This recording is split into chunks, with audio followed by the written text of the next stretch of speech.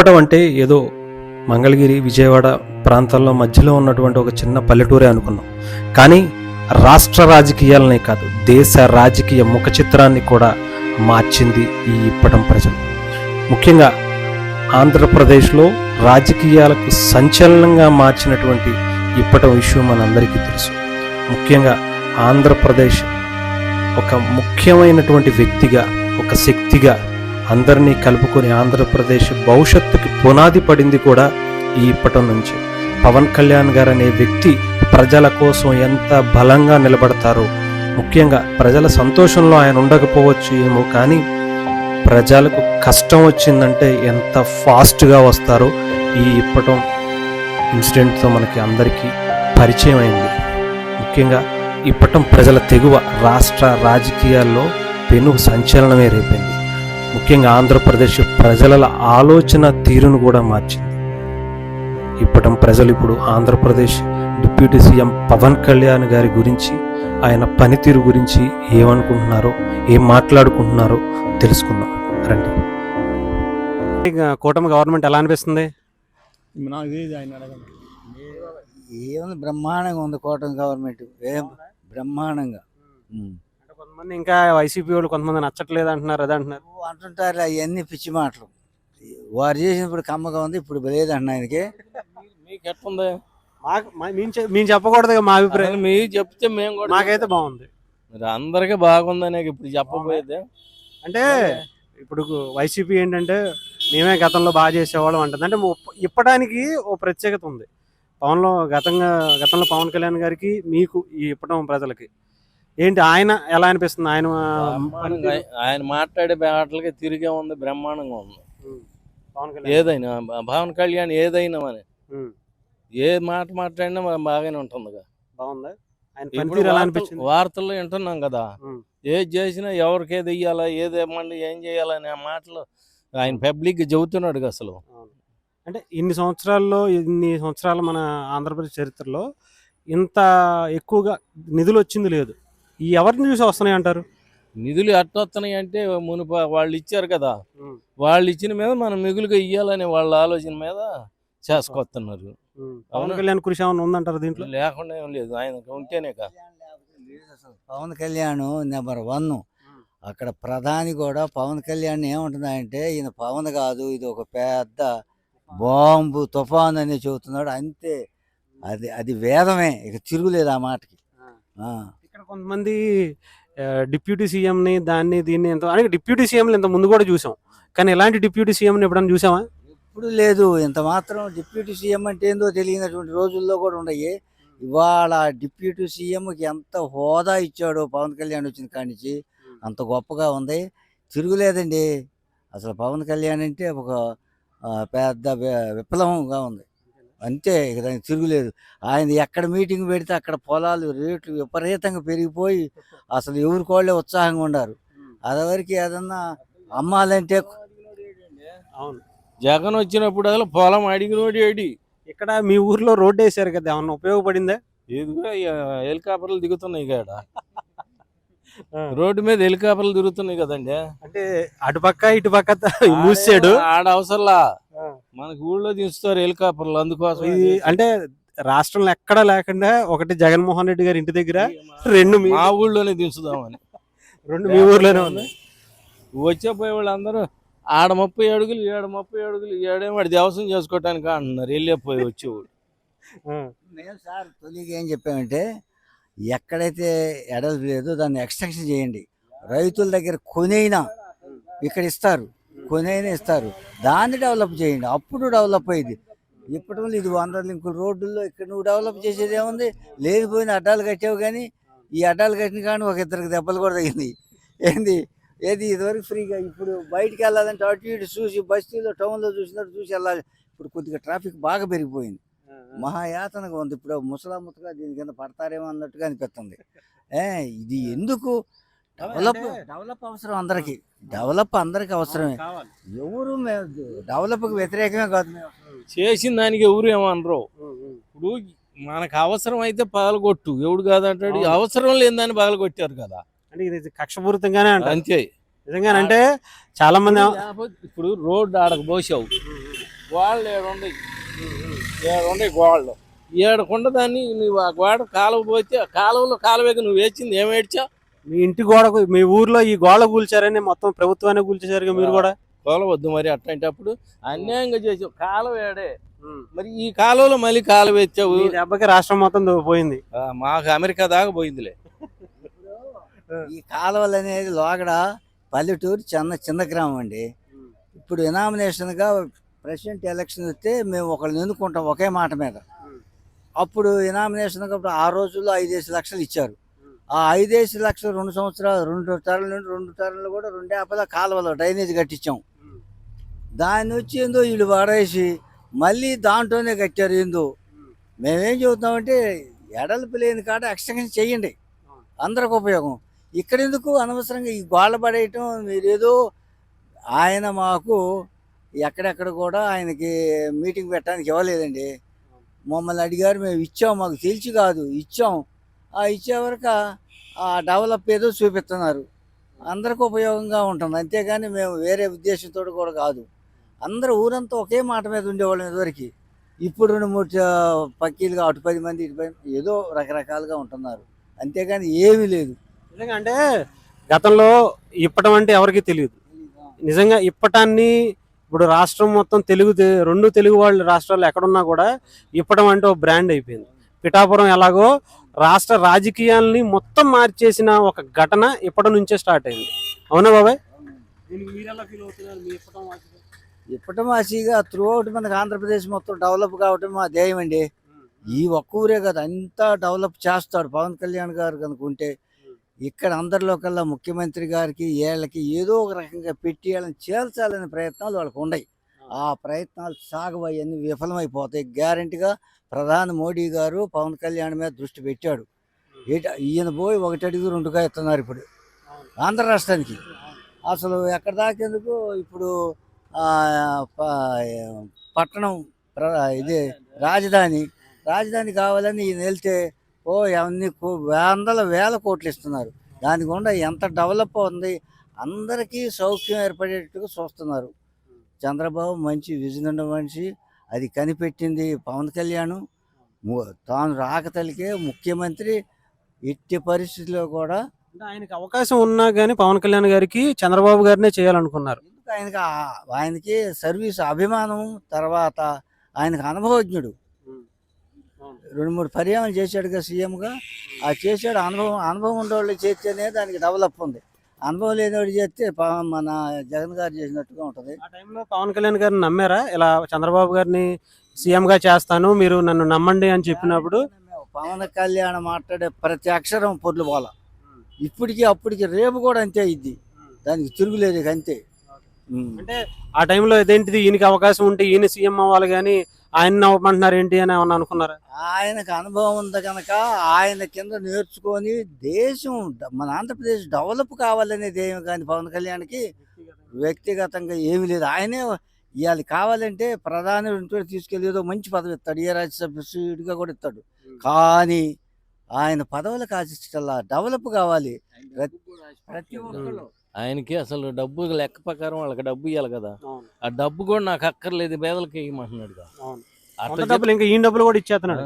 అట్లా చెప్పే మనుషులు చెప్పు, మంత్రులు ఎంతమంది చేయాలి? ఇదివరకల్లా రెడ్లుగా చేసింది ఎవరు చేశారు? ఆ రెడ్లు అందరూ ఎట్నే చేశారా? ఎంతమంది ఎన్నో రాష్ట్రాలు ఉన్నాయి, ఎన్నో మంత్రులు ఉన్నారు. ఎంతమంది భాస్కర్ రెడ్లు చేశారు, రంగారెడ్డిలు చేశారు, పుల్లారెడ్డి చేసిన వాళ్ళు ఎంతమంది చేశారు రెడ్లు? ఇదివరకల్లా రెడ్లు కాక ఇవ్వడం తక్కువ కులం చేసిందా? మరి ఇవాళ వీళ్ళ కుళ్ళు బుద్ధులు కుళ్ళు చేస్తాలే గాని. అంటే ఇప్పుడు మధ్యలో వీళ్ళిద్దరి మధ్యలో డిఫరెన్స్ తీసుకురావాలనేనా సీఎం లోకేష్ డిప్యూటీ సీఎం వాళ్ళకి పెట్టాలని తగ్గు. ఎవరు పెడుతున్నారంటారు? వీళ్ళే దీని పేరు ఏందయ్యా, ఈసీపీ వాళ్ళే. వైసీపీ వాళ్ళు వాళ్ళకి ఏదో ఒకటి పెట్టి వాళ్ళిద్దరిని జైలు తీస్తే గానీ మనం కొట్టలేము మళ్ళీ అయినా, ఏదో రూపేణ అయినా సరే వాళ్ళు చేస్తామని. కానీ వీళ్ళిద్దరూ కలిసి ఉండాలంటారా? కలిసి ఉంటామే మంచిది. వాళ్ళు పరిస్థితిలో కలిసే ఉంటారండి, వాళ్ళిద్దరు చేలరు, ఇద్దరు అభిమానం ఒకటే. ఒక మాటలో చెప్పాలంటే కొంతమంది మరి టీడీపీ వాళ్ళు కూడా జనసేన వాళ్ళు తెలిసి తెలియని వాళ్ళు, ఇది డెవలప్ విధానం ఏదో తెలిసి తెలియని వాళ్ళు అంటున్నారు, కానీ లేకపోతే వాళ్ళకి లేదు, అసలు ఆ ఉద్దేశమే లేదు. అటు పవన్ కళ్యాణ్కి లేదు, ఇటు ముఖ్యమంత్రి గారికి లేదు, చంద్రబాబు కూడా లేదు. కానీ వీళ్ళు ఏదో ఒక రకంగా పెట్టి విచ్ఛిన్నం చేస్తే కానీ వీళ్ళు పడిపోతారు. వాళ్ళిద్దరు కలిసి ఉండగా ఎవరి వల్ల కాదండి, ఒకటే మాట చూస్తున్నాను. వాళ్ళిద్దరూ కలిసి ఉండగా ఎవరి వల్ల కాదు. అంటే కొంతమంది టీడీపీ వాళ్ళు కూడా దీనికి మద్దతు చేకూరుస్తూ వాళ్ళ నాయకులే, మంత్రులు కావచ్చు, ఎమ్మెల్యేలు కావచ్చు, అధికార ప్రతినిధులు కావచ్చు. అంతే. కానీ అది కరెక్ట్ అంటారా? వాళ్ళు ఎట్టయినా కానీ వీళ్ళ కోసం చేస్తున్నారు. అది ఓకే, అంటే చేర్చాలి వీళ్ళలో ఏదో ఒకటి ఏ రూపేణైనా సరే వీళ్ళ జైలు తీస్తేనే మనం మనగాళ్ళం అని ఆ లెక్కలు పోతున్నారు వాళ్ళు. ఓకే, దీనికి అదేం జరగదు, వాళ్ళని చేల్చడం మాత్రం జరగదు. అంత మాత్రం ముఖ్యమంత్రి చంద్రబాబుకి తెలుసు, పవన్ కళ్యాణ్కి తెలుసు. ఈ రెండు ఏకమైతే మన వల్ల కాదు కాదు కాదని వాళ్ళందరికీ తెలుసు. కొంచెం టీడీపీ వాళ్ళు కూడా ఇలాంటి మాటలు మాట్లాడకూడదని ఆలోచన ఉండాలి. సహజం అంటే తెలిసి తెలియని వాళ్ళు అనేక అనుకుంటాం. తెలిసి తెలియని వాళ్ళు, తెలిసిన వాళ్ళు ఎవరు అనరు. దీర్ఘంగా తెలిసిన వాళ్ళు ఎవరు అనరు ఆ మాట. ప్రజల గురించి ఆలోచించే వాళ్ళు ఇలా మాట్లాడారు. అది వ్యక్తిగతంగా వాళ్ళ స్వార్థం కోసం చూసుకున్నాం. అంతేగాని దాని ఏమి లేదు, అసలు అది ఏం జరగదు. ఇప్పట్లో ఏం జరగదు, వాళ్ళ వల్ల కాదు అంతే. గతంలో మీరు మాట్లాడితే భయం వేసి ఎవరికంటే బజార్లో మాట్లాడినా కేసు పెట్టారు, మా వాయి కొట్టు కొట్టారు. ఇప్పుడు ఆ భయాలు ఏం లేవు, ఇప్పుడు ఏమి లేవు. వాళ్ళు రారు, ఇక రారు, అంతే. వీళ్ళిద్దరు చేయరు, అది గ్యారంటీ. చీలిపోరు. ఎలా అనిపించింది ఈ 7 నెలల పరిపాలన కూటమి ప్రభుత్వం? ఉంది, బ్రహ్మాండంగా ఉంది. వాళ్ళు పథకాలు వీళ్ళు అన్నారు కానీ ఇస్తానే ఉండిరా. వీళ్ళు ఏమన్నాళ్ళు అన్ని వస్తున్నాయి, ఏముంది. ఏంటి మరి పవన్ కళ్యాణ్ గారి పరిపాలన ఎలా అనిపించింది? పవన్ కళ్యాణ్ గారు మీ ఊరికి పవన్ కళ్యాణ్ గారికి మంచి రిలేషన్. నెంబర్ 1. ఆయన పదకొండా ఒకటి, లేకపోయినా ఒకటి సేవ చేస్తాడు, అంతే. మెయిన్ పాయింట్ అంతే. జనం కోసం బతికెడతాడు. ఇప్పటిలో పవన్ కళ్యాణ్ గారు మీటింగ్ పెట్టడం వల్ల మిమ్మల్ని అందరినీ ఇబ్బంది పెట్టారు. కూటమి ఏర్పడటానికి, కూటమి గెలవడానికి ముందు మీరే ఇక్కడ నుంచే వాళ్ళు పెట్టినా ఏం పోతు పీకుతారు అంత కాదు. ఒక 25 పోయినాయి, ఒక 50 పోయినాయి, గోడలు కట్టుకున్నాం. వాళ్ళు ఏం దిగుతారు, ఇంకా ఏమి లేదు, అంతే. నిజంగానంటే మీరు మీ ఊరు నుంచే మార్పు మొదలైందా? అప్పుడు గ్యారెంటీగా. ఎలా అనిపిస్తుంది? ఒకప్పుడు ఇప్పటం అంటే ఎవరికి సరిగ్గా తెలియదు. దేవుడయ్యా, మరి రంగా గారి తర్వాత ఆయనే దేవుడు, మెయిన్ పాయింట్ అంతే. అంతే. అంత చరిష్మా ఉందా పవన్ కళ్యాణ్ గారు? గ్యారెంటీగా ఉంది.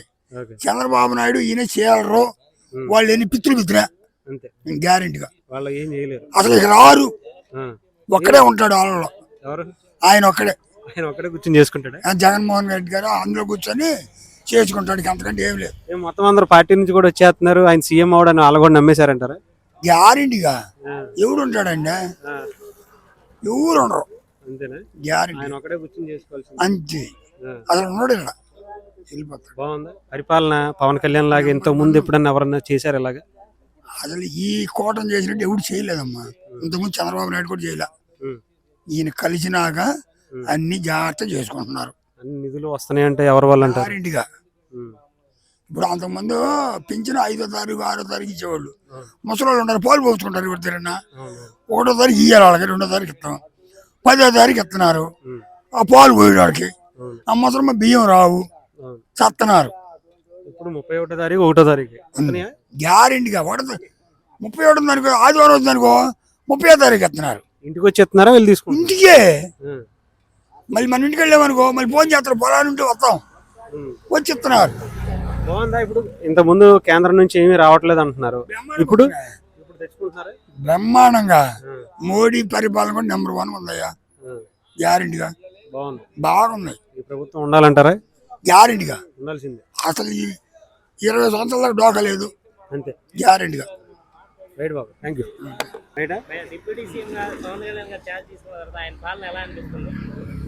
సార్ పవర్ తీసుకున్న తర్వాత పాలన గురించి మాట్లాడాల్సిన పని ఉందండి. ఆయన దగ్గరికి మన విషయాలు ఏది వచ్చినా ఇన్స్టెంట్గా వాటి గురించి సొల్యూషన్ అనేది ఫైండ్ అవుట్ అయిపోతుంది. ఆయన పాలన గురించి కానీ, ప్రభుత్వం గురించి కానీ, ఎన్డీఏ కూటమి గురించి కానీ మాట్లాడాల్సిన అవసరం ఎవరికీ లేదు. మాట్లాడాల్సిన దాని గురించి పట్టించుకోవాల్సిన పని కూడా ఏదీ లేదు. జనసేన మినిస్టర్ల పనితీరు ఎలా అనిపిస్తుంది? జనసేన పనితీరు, జనసేనలో ఉన్నది 3 మినిస్టర్లు, 3 మినిస్ట్రీలు ఉన్నాయి. ఈ 3 మినిస్ట్రీల్లో చేయాల్సిన వాళ్ళ కృషి, వాళ్ళ ప్రయత్నాలన్నీ వాళ్ళు అనుకున్నట్టుగా వాళ్ళ కర్తవ్యాన్ని కట్టుబడి మా ప్రిన్సిపల్స్ మోరల్స్ని బీట్ చేయకుండా చాలా ప్రశాంతంగా చేసుకుంటూ వెళ్ళిపోతున్నారు. దాని గురించి అయితే మాకు ఎలాంటి ఇబ్బంది లేదు, ప్రాబ్లం అసలు లేదు. ఇప్పుడు సెంట్రల్ గవర్నమెంట్ నుంచి ఆంధ్రప్రదేశ్ కి నిధుల వరద పారుతూ ఉంది కదా, అవును. దీనికి కారణం ఎవరు అనుకుంటున్నారు? అది పవన్ కళ్యాణ్ గారి వల్ల 80% అయితే, అందులో కూటమి యాడ్ అవటం వల్ల జరిగిన ఇది కూడా ఉంది అనేది నా ఒపీనియన్. జస్ట్ అలాగే ఇప్పుడు టీడీపీ వాళ్ళని చూసుకుంటే ఇప్పుడు డిప్యూటీ సీఎం లోకేష్ అని కొంత ఇష్యూ అనేది లేవనెత్తారు కదా, కొంత దాని గురించి మా నాయకుడు మాట్లాడొద్దు అన్నాడుగా. రైట్.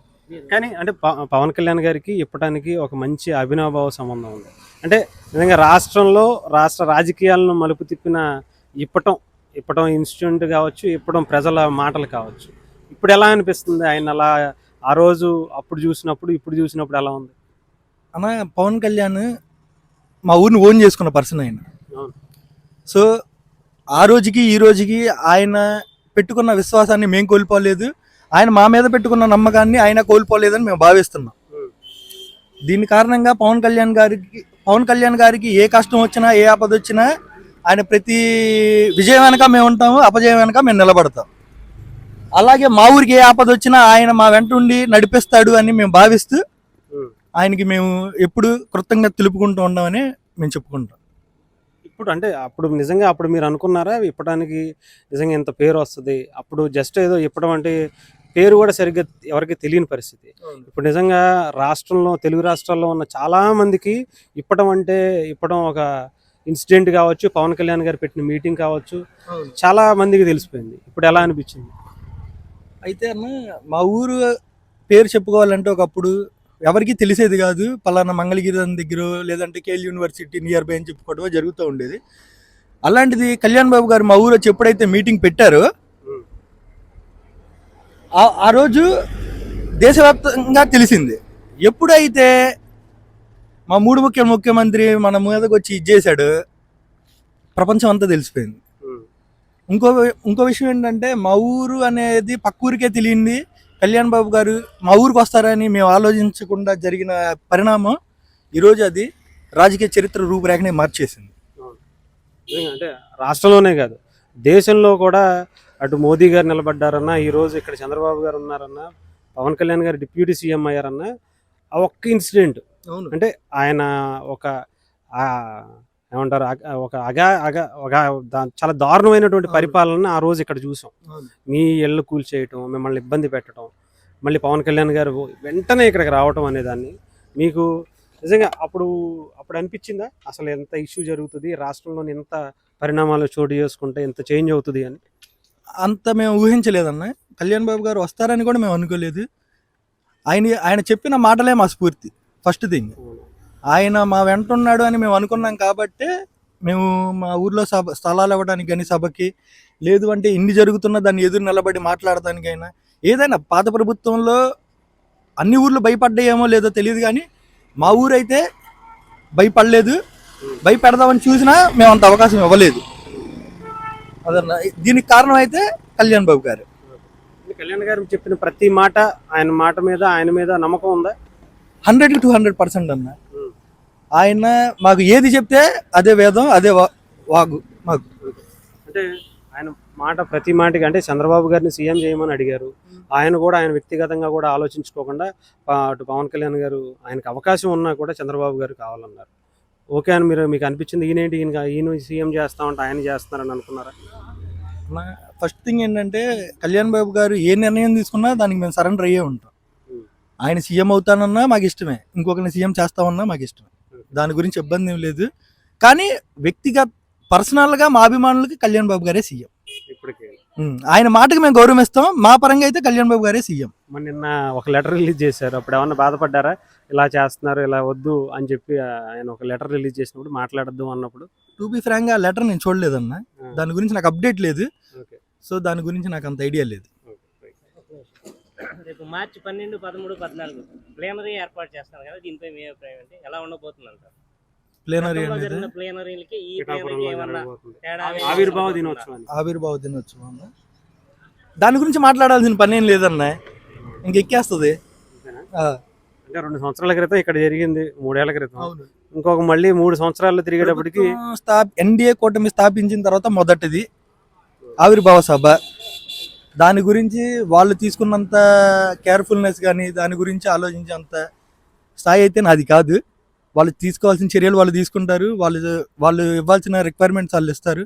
వాళ్ళు ఏ విధంగా చేయాలనుకుంటున్నారో చాలా మంచిగా చేస్తారని భావిస్తున్నాను. సైనికుడిగా అధికారంలో లేనప్పుడు చూశారు కదా ఆవిర్భావ సభలు, ఇప్పుడు అధికారంలోకి వచ్చిన తర్వాత పవన్ కళ్యాణ్ గారు డిప్యూటీ సీఎం గా ఉండి పిఠాపురంలో పెడుతున్న ప్లేనరీ ఎలా ఉండబోతుందని మీరు అనుకుంటున్నారు? ఆయన సొంత నియోజకవర్గంలో పెడుతున్నందుకు ముందుగా మాకు చాలా ఆనందంగా ఉంది. ఇంకో విషయం ఏంటంటే ఆయన పాత ప్రభుత్వంలో ఉన్నప్పుడైనా ఈ ప్రభుత్వంలో ఉన్నప్పుడైనా ప్రభుత్వాన్ని ఎప్పుడు పార్టీని ఎప్పుడు దూషించలేదు, వ్యక్తుల్ని ఎప్పుడు దూషించలేదు. వాళ్ళు చేసిన పనులు మాత్రమే దూషించారు. సో ఇప్పుడు మాది ఎన్డీఏ కూటమి ప్రభుత్వంలో ఉంది కాబట్టి వీళ్ళు చేయాలనుకుంటున్న మంచి పనుల గురించి మాట్లాడతారు, వీళ్ళు చేసే మంచి పనుల గురించి మాట్లాడతారని నేను అనుకుంటున్నాను. అంటే ఇంతకుముందు ఒక రోజు జరిగేది, ఇప్పుడు అధికారంలోకి వచ్చిన తర్వాత చాలా మంది జన సైనికులు మమ్మల్ని పట్టించుకోవట్లేదు పార్టీ అని అంటున్న వాళ్ళకి 3 రోజుల ప్లేనరీలో మాట్లాడుకున్నారండి అని పిలుస్తారని అనుకోవచ్చా జన సైనికుల్ని? తప్పకుండా అండి. జనంలో పుట్టిన నాయకుడు జనాలని దగ్గరికి వెళ్ళకుండా ఎందుకు ఉంటాడండి? లేదు, ఇవన్నీ లోకల్ అయితే పాలిటిక్స్. ఇప్పుడు మనకి మీరు మెడికల్ కాలేజ్ అన్నారు కాబట్టి చెప్తున్నాను, మనకి ఎన్టీఆర్ యూనివర్సిటీ ఎప్పటి నుంచో ఉంది, దాని పేరు మార్చడం అది మరి కక్ష సాధింపు అంటారా లేకపోతే ఏమనుకోవచ్చు దాన్ని? అది కక్ష సాధింపు.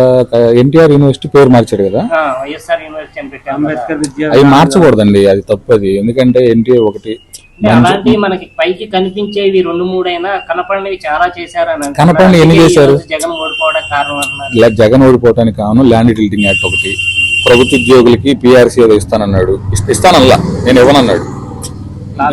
లాస్ట్కి వచ్చి ఇవ్వనన్నాడు. ఎందుకంటే మనకి ఎన్టీఆర్ 1989లో ఓడిపోవడానికి 4 కారణాలు. వంగవీటి మోహన్ రంగ చనిపోవడం ఒకటి కారణం, ప్రభుత్వ ఉద్యోగులు ఇవ్వాల్సింది ఇవ్వనంటానికి ఒకటి కారణం. ఇట్లాంటి కారణాల్లో ప్రభుత్వ ఉద్యోగులు ఓటేలా ఎన్టీఆర్ ఓడిపోయాడు. అదే కారణం ఏంటంటే ప్రభుత్వ ఉద్యోగులు 5 లక్షల మంది ఉన్నారు, వాళ్ళు ఓటేయలేదు. ల్యాండ్ టిల్టింగ్ యాక్ట్, ఈయనకి ఏంటంటే గ్రౌండ్ రియాలిటీ తెలియదు. ఇప్పుడు హద్దురాల మీద జగన్ బొమ్మ అయితే ఎవరికైనా భయం వేసిద్దిగా? ఇప్పుడు నాలాంటి అనుకో తెలిసిద్ది, అరే హద్దురాలు వాడి పేరు బొమ్మ వేసుకున్నాడని చెప్పి నాకు తెలిసి చదువుకున్నోడికి, పల్లెటూరోడికి కరేపాకి ఏ మందు కొట్టాలో తెలియనోడికి వాడికి ఏం తెలిసిద్ది? వాడికి తెలియదు కదా. వాడేంది అమ్మో నా హద్దురాలు వాడి బొమ్మ వేసుకున్నాడని భయపడతాడు. భయపడిపోయి వాడు ఎంత మంచి ఉన్నా కానీ యాంటీ వేసి ఓటు వేస్తాడు. కాబట్టి రాయలసీమ మొత్తం ఊడ్చుకుపోవడానికి ఇదే కారణం. హద్దురాల మీద జగన్ బొమ్మ వేసుకోవటం, ఆయన ఇచ్చే ఏమంటాం స్థలాల మీద ఆయన బొమ్మ వేసుకోవటం, ఇవన్నీ వేసుకోవడంలో భయపడిపోయి అందరూ యాంటీ వేశారు. అది కేతిరెడ్డి కూడా చెప్పాడు, వేరే వాళ్ళు కూడా చెప్పారు, ఇంకో ఎమ్మెల్యే కూడా చెప్పాడు. ల్యాండ్ టిల్టింగ్ యాక్ట్ ఒకటి బాగా దెబ్బకొట్టింది. మెజారిటీ ఓడిపోవడం ల్యాండ్ టిల్టింగ్ యాక్ట్, ప్రభుత్వ ఉద్యోగులు ఓటు అగెనిస్ట్గా వేయడం ఒక కారణం ఒకటి. ఇంకొకటి ఏంటంటే మనోడు జనాలకి చెప్పాల. ఇప్పుడు నువ్వు రాజకీయ నాయకుడు మోడీనే పెడతాడుగా, ఇంటర్వ్యూలు పెడతాడు మోడీ, 2 పిలిచి 3 పిలిచి 4 పిలిచి ఇంటర్వ్యూలు పెడతాడు. నువ్వు ముఖ్యమంత్రిగా నువ్వు ఇంటర్వ్యూలు పెట్టకపోతే జర్నలిస్టులు పిలిపించి ఇంటర్వ్యూ పెడితే నువ్వేం చదువుతున్నావు జనాలకు తెలియాలిగా. నేను చేస్తున్న మంచి అందరూ చూడండి, నన్ను అందరికీ తెలియదుగా. నాలాంటి వాడు కూర్చొని చూస్తాడు, చూసి ఆర్ఎండి చేస్తాడు కాబట్టి నాకు తెలిసింది, అందరికీ తెలియదుగా. నువ్వు వచ్చి చెప్పాలిగా, అవన్నీ చెప్పు నేను మంచి చేస్తున్నాను కాబట్టి నాకు ఓటేయండి అంటున్నాడు. అది అందరికీ తెలియదు కాబట్టి ఓడిపోయాడు అంతే. గతంలో రంగా గారితో పోల్చారు కాబట్టి అప్పుడు రంగా గారు ఇప్పుడు పవన్ కళ్యాణ్ గారిలో మాకు ఆ రంగా గారు కనిపిస్తున్నారని వాళ్ళ కులం వాళ్ళు అనుకుంటున్నారు. మరి పవన్ కళ్యాణ్ గారు వాళ్ళకి న్యాయం చేయగలరు అనుకుంటున్నారా? ఎవరికి? మీరు ఏదైతే అన్నారో పవన్ కళ్యాణ్ ఆయన కులానికి కాదు, ఇప్పుడు మా కులాన్ని మేము అనుకోవటం కదండి. ఇప్పుడు వేరే కులాలు ఉన్నాయి, అందరూ బాగుండాలి కదా. ఇప్పుడు పవన్ కళ్యాణ్ అందరికీ న్యాయం చేస్తాడు, మా కులమైన కదా అందరికీ న్యాయం చేస్తాడు.